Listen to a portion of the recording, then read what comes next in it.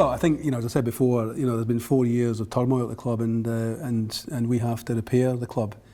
I think it'll take 3 to 5 years to do that. There's obviously going to be short-term priorities, medium-term priorities, long-term priorities within that period.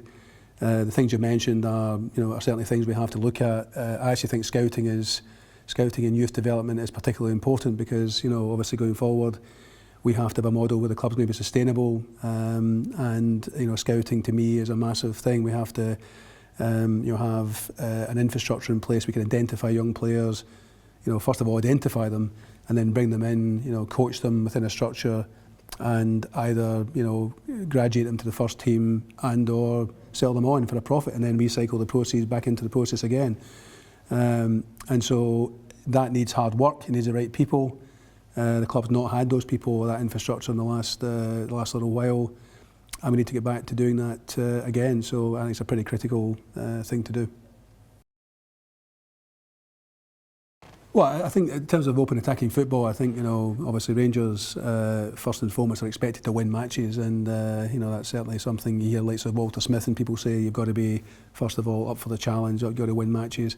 But I think we need to find a way of also allying to that, football that's pleasing on the eye and people are going to come and watch. Football's moving on, and we all see that in, almost every night on TV now. So we've got to find a way, I think, of having the Rangers traditions of winning matches, but also have attractive football. And I think also if we can bring through a good number of young players, that's got to be the challenge as well, because I think. Certainly the fans will always give more support to younger players in some ways, and they'll give to players coming in. And so if we can find those young players and bring them through, and a classic example is Alan Hutton a number of years ago. He came through the youth system, he played in the Champions League, he was obviously spotted by the English, some English clubs, and was sold to Tottenham for a lot of money, and that money should be recycled back into the club. So it's a football model that can work if we get it right.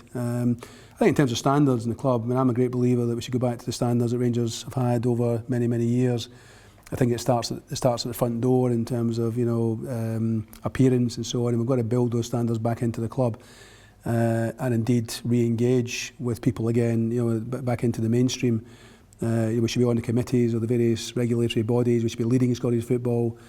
So there's a wide range of things that apply there, but I think it's important to instill the standards at the bottom, but actually be led from the top. So that's what we'll be doing if we're successful.